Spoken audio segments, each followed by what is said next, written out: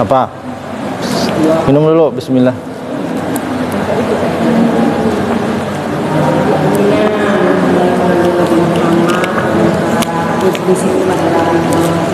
Oh ya.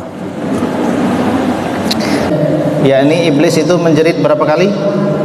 Empat kali. Pertama ketika dilaknat Allah, hari ketika dilaknat Allah. Yang kedua hari ketika diturunkan ke dunia dari surga. Yang ketiga hari ketika diutusnya baginda Nabi SAW. Yang keempat hari ketika diturunkan Ummul Kitab, yakni surat Al-Fatihah. Baik, kita sekarang lanjutkan.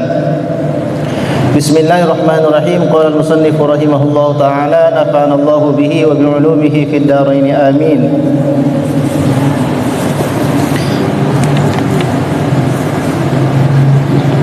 Wa an Abi Hurairah radhiyallahu anhu annahu qala, dan diriwayatkan daripada siapa? Sayyidina Abi Hurairah radhiyallahu anhu, bahwa Sayyidina Abi Hurairah radhiyallahu anhu telah berkata, Sa'altu Ali bin Abi Thalib. Sa'altu telah bertanya aku Ali bin Abi Thalib radhiyallahu anhu kepada Sayyidina Ali bin Abi Thalib radhiyallahu anhu an sifati Rasulullah sallallahu alaihi wasallam, faqala, tentang sifat Rasulullah sallallahu alaihi wasallam. Maka ia Sayyidina Ali berkata. Nah, di dalam keterangan ini menunjukkan yang pertama, bagaimana kelebihan Sayyidina Ali.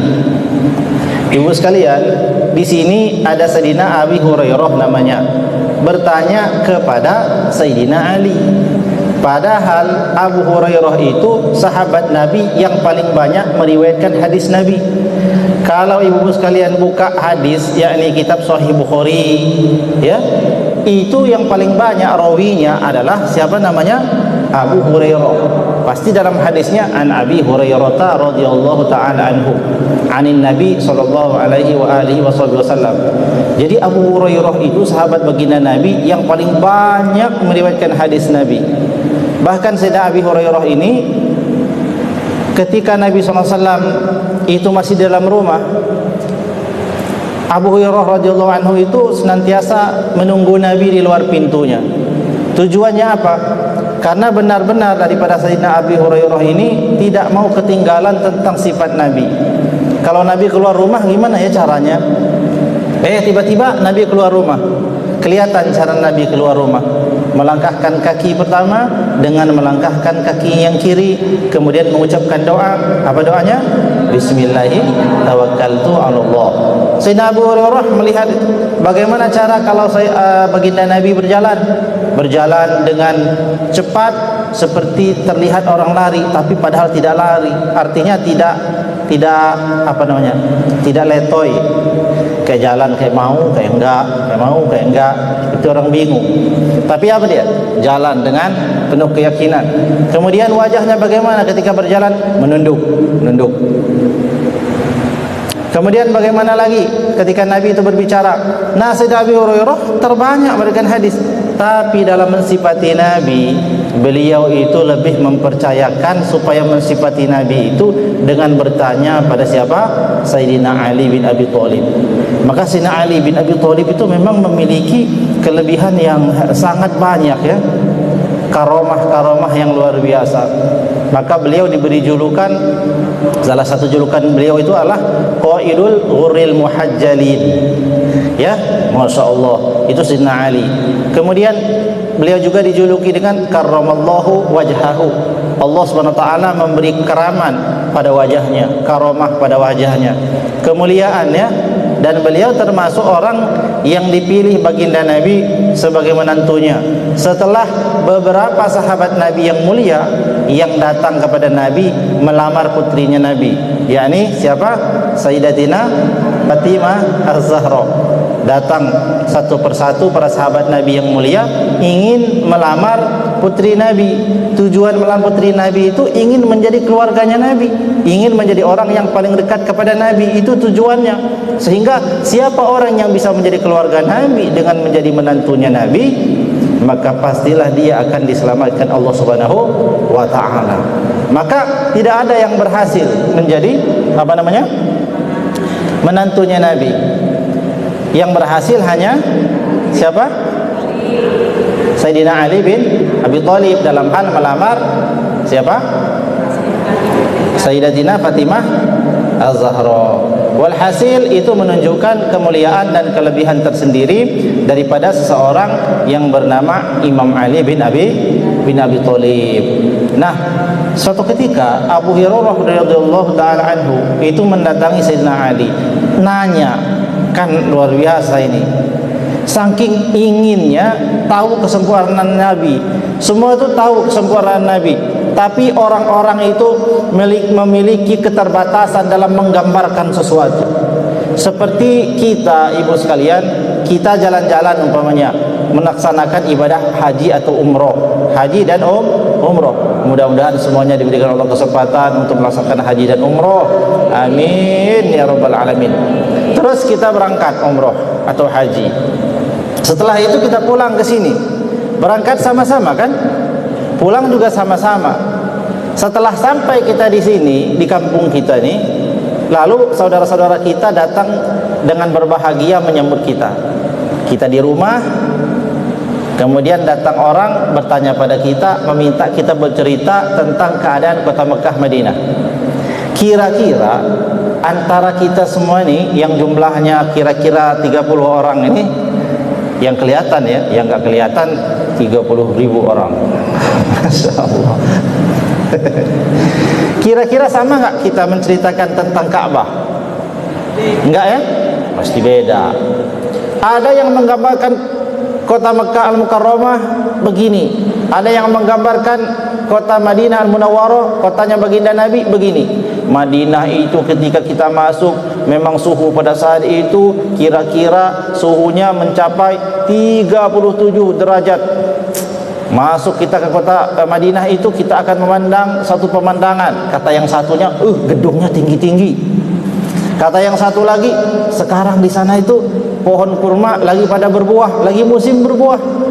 Ada lagi yang bilang, sekeliling Masjid Nabawi itu dipenuhi oleh payung dan lain-lain. Walhasil semua orang punya cerita beda tentang sesuatu yang dilihat, padahal barangnya sama. Begitu jugalah para sahabat Nabi khawatir ketika mensifati Nabi enggak lengkap. Maka sekelas Sayyidina Abu Hurairah sekalipun masih bertanya tentang sifatnya Nabi, padahal kesehariannya bersama Nabi. Kenapa? Karena kata-kata tidak bisa mewakili keindahan baginda Nabi. Keindahan baginda Nabi itu baru akan sempurna kita bisa memandangnya ketika betul-betul kita memandang tubuh mulia baginda Nabi sallallahu alaihi wasallam. Mudah-mudahan akan keberkahan Maulid Nabi ini kita semuanya diberikan Allah kesempatan untuk memandang wajah Nabi sallallahu alaihi wasallam nanti di yaumil akhirat, atau ketika kita dalam tidur dan bermimpi Nabi. Nah, ada orang bermimpi Nabi. Wah, kalau mimpi Nabi bisa jadi itu bukan Nabi. Kalau mimpi selain Nabi, iya bisa jadi itu bukan Nabi. Kita mimpi ketemu siapa selain Nabi, bisa jadi itu bukan dia yang benar, tetapi setan ya, jin yang menyerupai. Tapi kalau orang bermimpi Nabi, maka itu betul-betul Nabi. Kenapa? Karena sesungguhnya kata Nabi, man ra'ani fil manam, barang siapa yang melihatku di dalam tidurnya, kata Nabi, fasayarani fil yaqdhah, maka seakan-akan dia melihatnya dalam keadaan terjaga.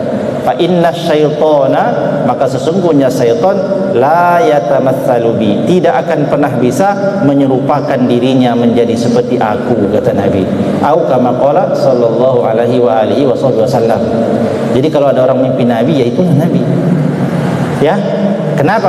Karena setan nggak bisa menyerupai Nabi, datang dalam mimpi nggak bisa. Kalau ada orang mimpi ketemu Nabi, begitulah Nabi sallallahu alaihi wasallam. Nah, sekarang ada keanehan itu. Kalau kita pikir-pikir nih aneh, tapi takjub, ini unik. Kok ada orang yang setiap hari bersama Nabi, bahkan Nabi keluar rumah dijemput. Termasuk bagian daripada ahlus suffah, Abu Hurairah itu, orang yang mondok di tempat Nabi selama bertahun-tahun gak kemana-mana, adanya di serambi Masjid Nabawi untuk mondok, namanya nyantri, dengerin ajaran dari Nabi, hadis-hadis. Tapi ketemu Imam Ali masih tanya, wahai Ali, tolong sifatkan kepada aku seperti apa sih sifat Nabi itu, ya. Nah, begitu kira-kira ceritanya. Wa an Abi Hurairah, dan daripada sahabat Abi Hurairah radhiyallahu taala anhu, semoga Allah senantiasa meridainya, annahu, bahwasanya ia Abu Hurairah qala, telah berkata. Kata Abu Hurairah, sa'altu Ali bin Abi Thalib radhiyallahu taala anhu, bertanya aku kepada Ali bin Abi Thalib, an sifati Rasulillah sallallahu alaihi wasallam, tentang seperti apa sih sifatnya baginda Nabi. Faqala, maka berkata siapa? Sayyidina Ali menjawab, i'lam, ketahuilah olehmu, annahu, bahwasanya ia baginda Rasul, bahwa ia baginda Nabi SAW, Rasul Rabbil Alamin, adalah Rasul, yakni utusannya Allah, Rabbil Alamin, atas semesta alam. Annahu, ia baginda Nabi adalah utusannya Allah, Tuhan semesta alam. Itu yang pertama, sifatnya Nabi itu Rasul sallallahu alaihi wasallam. Kalau sudah Rasulullah, berarti sifatnya sudah sifat yang paling mulia. Sebelum mensifat-sifati yang lain, ya, sebelum memberikan keterangan mengenai matanya seperti apa, alisnya seperti apa, berjalannya seperti apa, langsung dikasih payung oleh Imam Ali, ketahuilah annahu Rasulur Rabbil Alamin, bahwa ia baginda Nabi adalah utusannya Allah, Rasulnya Allah, Tuhan semesta alam. Itu sifat pertama tuh. Wa qaidul ghurril muhajjilin, dan dia adalah qaidul ghurril muhajjilin, merupakan pemimpinnya orang-orang yang kilau kemilau, yakni pemimpin orang-orang mulia. Di antara siapakah para orang-orang mulia yang dipimpin Nabi? Semua makhluk, dari kalangan manusia, dari kalangan jin, dan dari kalangan para malaikat. Baginda Nabi lah pemimpin dari seluruhnya. Siapa orang-orang mulia yang dikatakan sebagai al-ghurril muhajjilin? Jadi dalam sebuah hadis dalam Mustadrak Imam Hakim, Nabi mensifati Imam Ali itu, memujinya dengan pujian ini. Ali itu, kata Nabi, dia itu adalah pemimpinnya umat yang bertakwa. Dan Ali itu, kata Nabi, adalah qaidul ghurril muhajjalin. Sungguhnya Ali itu, kata Nabi, pemimpinnya orang-orang mulia. Ini julukannya baginda Nabi kepada Sayyidina Ali bin Abi Thalib. Tapi ketika Sayyidina Ali bin Abi Thalib diminta oleh Abu Hurairah mensifati Nabi, sifat itu dikembalikan kepada baginda Nabi sallallahu alaihi wasallam. Itu adab Sayyidina Ali, itu saling memuji. Maka kata Sayyidina Ali, dia adalah Rasulullah, Rasulnya Allah, Tuhan semesta alam. Dan dia baginda Nabi adalah qaidul ghurril muhajjilin, ia adalah pemimpinnya orang-orang yang kilau kemilau, yakni orang-orang mulia di kalangan para nabi dan para rasul, dan di kalangan umat seluruh manusia, dialah pemimpinnya.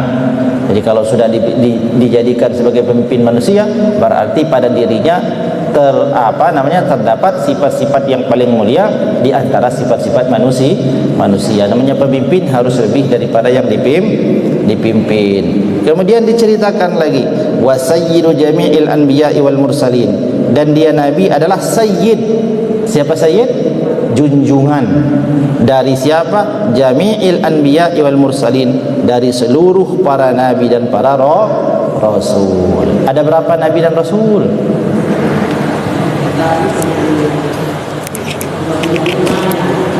Jawabnya pelan-pelan, alasannya karena mic-nya rusak. Bismillah.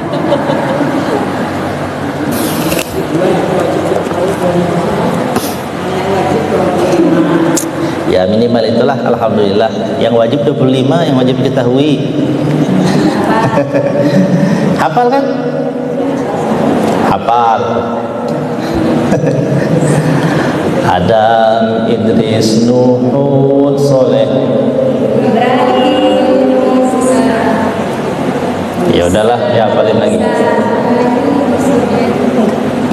25 ya. Isa, Muhammad sallallahu alaihi wasallam. Jadi nabi itu jumlahnya ribuan. Ya. Ratusan ribu. Itu jumlahnya Nabi. Apa?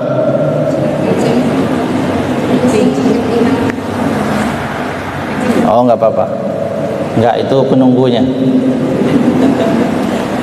Kucing ya. Jadi jumlahnya yang ratusan ribu itu pemimpinnya adalah baginda Nabi sallallahu alaihi wasallam.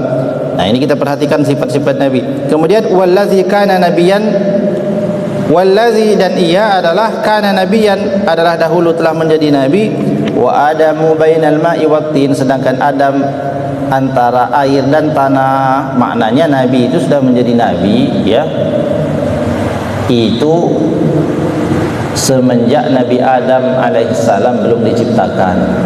Maknanya itu nurnya Nabi sudah duluan ada, lebih dulu daripada Nabi Adam alaihissalam wujud di dalam surga. Kemudian sifatnya raufum bil mu'minina syafi'um bil muznibina.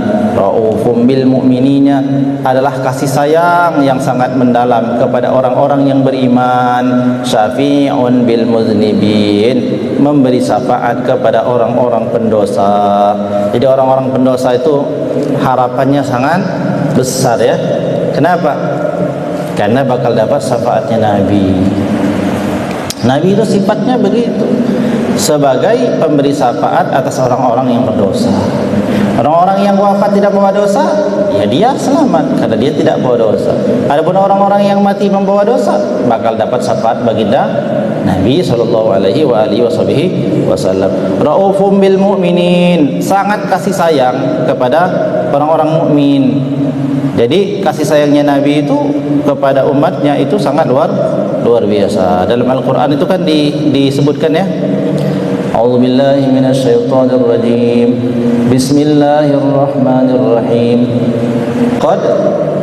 Laqad ja'akum rasulun min anfusikum azizun 'alaihi ma 'anittum harisun 'alaikum bil mu'minina raufur rahim. Nah, enggak ada di dunia ini orang manusia yang disifati dengan sifat Allah. Kalau manusia itu biasanya disifati dengan sifat Allah hanya satu sifat. Contohnya ada namanya Abdullah, ada Abdun, hambanya Allah. Ada orang disebut Abdur Rahim. Ar-Rahim nama Allah kan, tapi hanya Ar-Rahim satu disematkan pada satu makhluk. Ada juga namanya siapa lagi? Abdul Ghafur dan lain sebagainya. Enggak ada orang yang berani memberi nama seseorang dengan nama apa? Ar-Rahmanir Rahim. Enggak ada. Kalau Ar-Rahman saja ada, tapi kalau Ar-Rahman Ar-Rahim enggak ada. Apalagi Aliyul Azim. Enggak ada orang berani memberi sifat disematkan pada nama dengan dua nama Allah yang bersambungan, kecuali hanya baginda Nabi yang itu Allah yang kasih. Raufun Rahimun. Jadi itu jadi satu sifat Nabi. Maknanya adalah orang yang benar-benar memiliki kasih sayang yang tiada tara kepada orang mukmin. Di mana kasih sayang dan kelembutan Nabi itu? Nabi merasakan setiap kesulitan yang dirasakan umatnya. Setiap kesulitan yang kamu rasakan, sesungguhnya Nabi pun merasakan itu. Maka terbuktilah salah satu daripada doanya Nabi, ketika Nabi itu diberikan Allah Subhanahu wa taala doa yang mustajab, maka satu daripada doa Nabi itu tidak Nabi ucapkan. Ya, tetapi Nabi menyimpannya untuk umatnya, supaya Nabi diberikan Allah Subhanahu wa taala kesempatan dan diizinkan untuk memberi syafaat pada umatnya yang kita kenal dengan syafaatul uzma. Jadi itu bukan perkara yang kecil, hadirin yang dirahmati Allah Subhanahu wa taala, bahwa Nabi itu adalah Nabi yang sangat memiliki kasih sayang kepada umatnya. Dia akan mensyafaati orang-orang yang berdosa. Wa rasulun ila kaffatil khalqi ajma'in, dan bermula ia adalah rasul kepada seluruh makhluk semuanya. Nah, kalau nabi-nabi dulu, nabi-nabi terdahulu sebelum baginda Nabi diutus tidak kepada seluruh makhluk, tapi hanya diutus untuk kaumnya saja. Nabi Musa hanya diutus untuk kaum Bani Israel. Begitu juga dengan nabi-nabi yang lain. Nabi Isa alaihissalam juga diutus hanya untuk kaumnya saja. Sedangkan baginda Nabi SAW tugasnya begitu mulia dan begitu berat, bahwa ia diutus untuk seluruh makhluk. Kama qala ta'ala fi kitabihil mubin, sebagaimana Allah Subhanahu wa taala telah berfirman fi kitabihil mubin, di dalam kitabnya. Apa sabdanya Nabi, apa firman-Nya Allah menjelaskan tentang Nabi ini? A'udzu billahi minasy syaithanir rajim. Ma kana Muhammadun aba ahadin mir rijalikum walakin Rasulullah wa khataman nabiyyin. Ma kana Muhammadun, tiadalah ia Muhammad itu, aba ahadim mir rijalikum, adalah bapak daripada seorang di antara kamu, walakin, akan tetapi, Rasulullah, sesungguhnya ia adalah Rasulullah, wa khataman nabiyyin, dan penutup para nabi. Jadi nabi itu diutus tidak hanya pada satu kaum saja, tidak hanya diutus untuk kaum Arab saja, kaum Quraisy saja, tapi diutus kepada seluruh makhluk. Ya, buktinya kita ini yang bukan orang Arab, ya kan, juga menjadi umat baginda Nabi. Yang orang Cina jadi umat baginda Nabi, yang orang India jadi umat baginda Nabi, yang orang Asia, orang Indonesia jadi umat baginda Nabi. Artinya ajaran Nabi itu telah dianut oleh semua kalangan. Sahibul haudil maurud, dan dialah pemilik haud. Haud itu telaga. Telaga, nanti di hari kiamat ada telaga. Nabi itu punya telaga, danau lah kalau kita mau sebut. Di situ isinya adalah air yang jernih. Setiap orang yang meminum air di telaga itu, satu ciduk minuman, satu teguk minuman yang diminum dari telaga itu, maka menghilangkan hausnya selama-lamanya. Ketika orang itu merasakan kehausan, ya kan? Orang merasakan kehausan, panasnya padang mahsyar, orang sama sekali tidak akan diberi minum, matahari dekat di atas kepalanya, semua orang mengantri untuk dihisab, penuh manusia, mulai daripada sejak pertama, daripada Nabi Adam alaihissalam sampai umat terakhir daripada manusia yang paling bungsu. Siapa ya dia ya? Manusia yang paling bungsu siapa kira-kira nanti itu? Yang paling terakhir lahir sebelum kiamat siapa itu? Nah, itu semua nanti akan kumpul di suatu tempat namanya mahsyar, tempat berkumpul. Dipanggil satu-satu. Maimunah binti siapa? Datang, tanyain. Umurnya berapa? Ada Maimunah sini? Munawaroh. Oh iya. Dipanggil, ya kan? Panggil lagi. Dah selesai, selamat. Panggil lagi, Hajjah Maimunah. Nah, tadi sudah Maimunah ya. Hajjah Halimah. Nah, Hajjah Halimah datang. Tanya lagi, ada Halimah namanya? Enggak ada. Satu-satu dipanggil. Kira-kira lama enggak? Lama. Pasti lama. Itu bayangkan saja, dari zaman Nabi Adam, dari Nabi Adam, anak cucu Adam semua tuh, sampai akhir zaman nanti, siapa yang paling bungsu lahir itu ditanya, panggil satu-satu. Nah, pada saat itu orang menunggu, kehausan. Ada orang yang berkeringat, keringatnya itu ada yang sampai mata kaki, ada keringat yang sampai di lututnya, ada yang sampai di perutnya, ada orang yang tenggelam pada keringatnya sendiri. Semua bergantung pada amal ibadah masing-masing. Jadi pada hari itu akan ada orang yang tenggelam pada keringatnya sendiri. Bayangkan bagaimana bisa tenggelam di keringatnya sendiri, karena begitu panas dan menanti lama. Sedangkan orang yang akan diazab daripada orang-orang kafir itu telah mendengarkan gemuruh daripada neraka jahanam ini.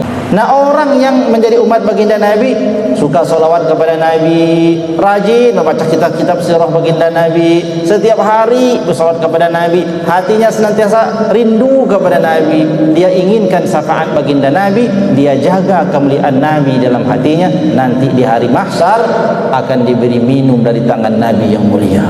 Satu teguk minuman dari haud, dari telaga itu menghilangkan dahaganya selama-lamanya.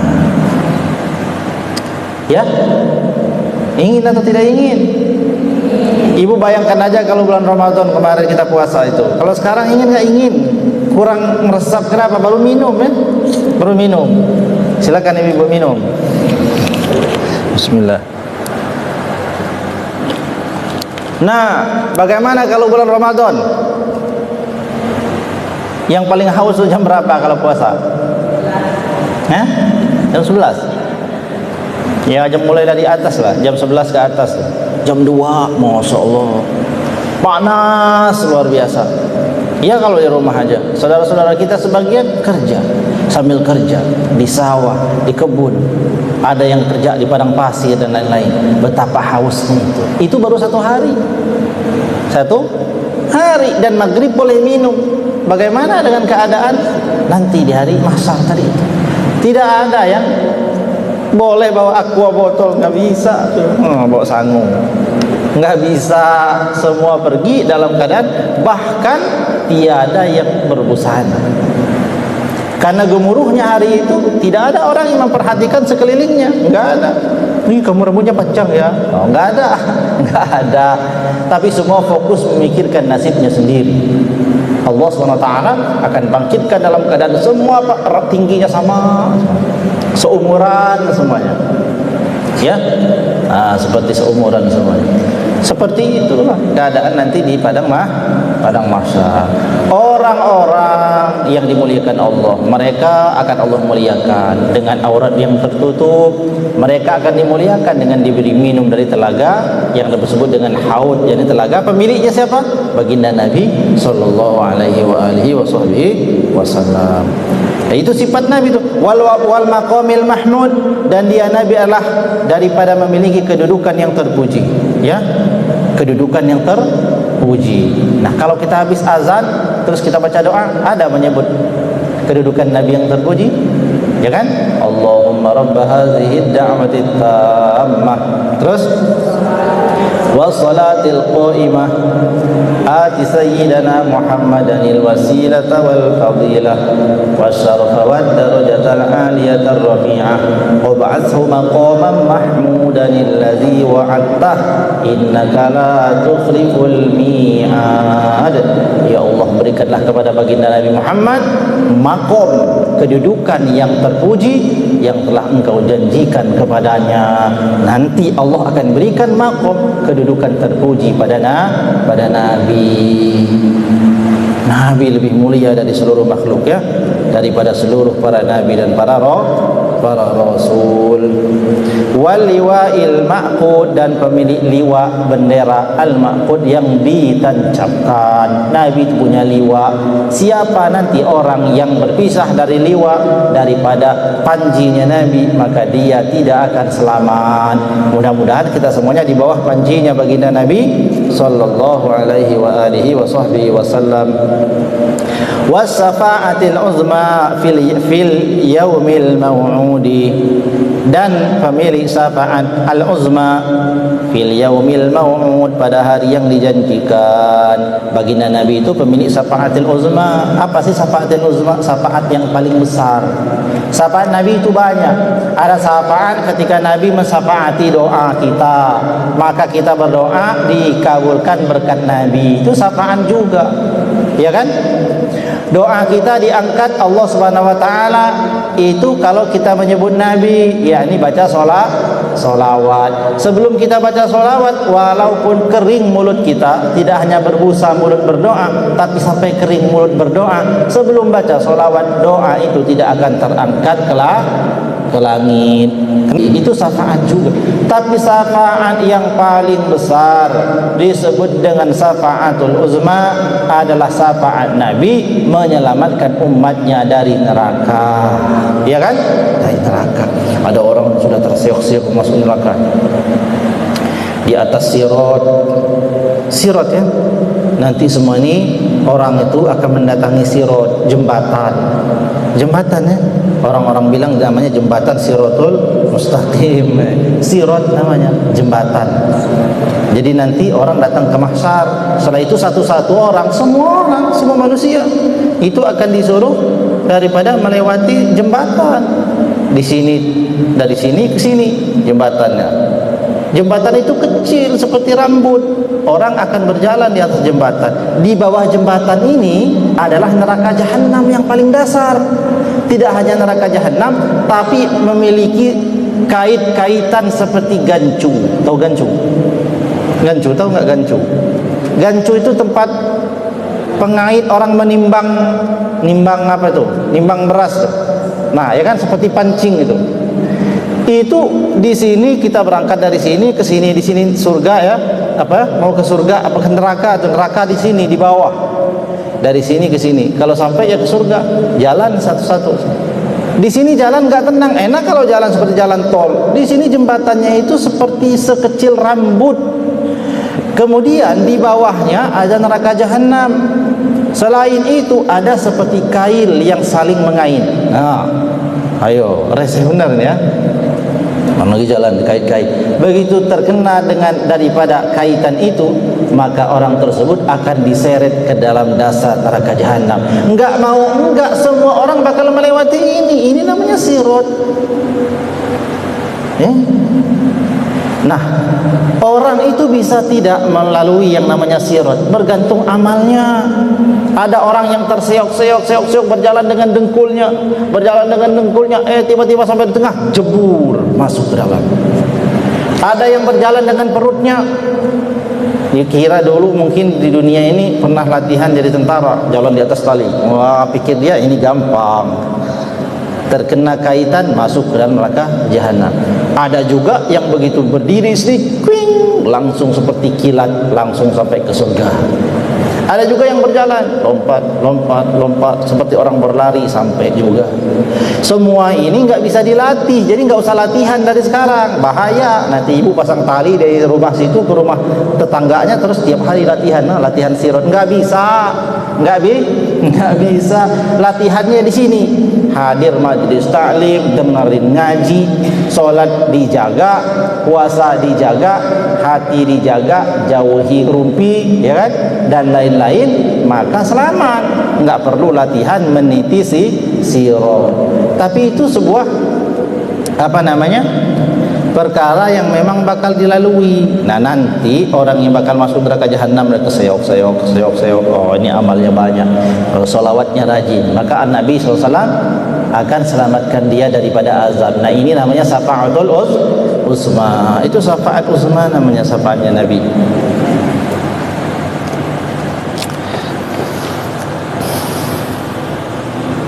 Nah, bagaimana cara supaya dapat syafaatnya Nabi ya sholawat?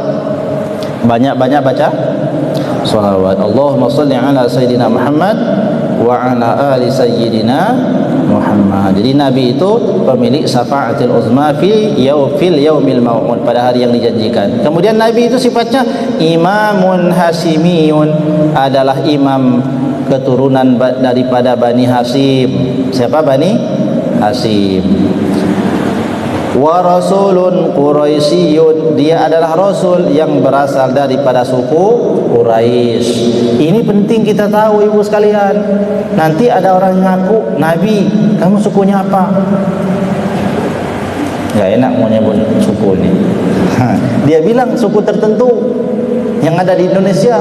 Oh, nggak bisa kita bilang kamu bohong. Kok kamu bisa bilang begitu? Kata dalam kitab, Nabi itu rasulun quraisyiyun. Pokoknya Quraisy. Kalau nggak Quraisy berarti nggak Nabi. Nabi Muhammad adalah orang Quraisy. Wa nabiyyun haramiyun, nabi ia yang adanya di tanah haram. Jadi nabi itu lahirnya di kota Mekah, nggak ada yang lahir di mana gitu, di Liwa sana nggak ada ya. Wa makiyun, dialah orang Mekah. Madaniyun, juga orang Madinah. Abtahiyun, lahirnya juga di desa yang namanya Abtahiyah. Tihamiyun, juga Tihamah. Asluhu adamiyun, asalnya dari Adam. Wa far'uhu nizariyun wa hasabuhu ibrahimiyun, sedangkan nasabnya itu nanti sampai kepada Ibrahim. Jadi Nabi SAW itu keturunan Nabi Ibrahim. Ini penting tahu, karena dari Nabi Adam itu banyak nabi, ibu sekalian. Siapa manusia pertama yang Allah ciptakan? Siapa? Nabi Adam. Nabi Adam punya anak, siapa namanya? Ayo, siapa nama anak Nabi Adam? Siapa? Qabil dan Habil. Terus siapa lagi? Iklima. Terus siapa lagi? Wallahu a'lamu bis-shawab. Sudah masuk waktu asar ya. Sampai di sini dulu, mudah-mudahan manfaat kajian kita hari ini. Semoga Allah Subhanahu wa taala memberikan kita kesempatan untuk senantiasa memperbanyak bersalawat kepada baginda Nabi. Kita cukupkan kajian kita hari ini dengan melafazkan lafaz hamdalah dan doa kafaratul majlis. Alhamdulillahirabbil alamin. Subhanallah bihamdihi, subhanakallahumma bihamdika, asyhadu an la ilaha illa anta, astaghfiruka wa atubu ilaik. Wallahu a'lam bis-shawab. Wallahu muwaffiq lakum bithoriq. Wassalamu alaikum warahmatullahi wabarakatuh.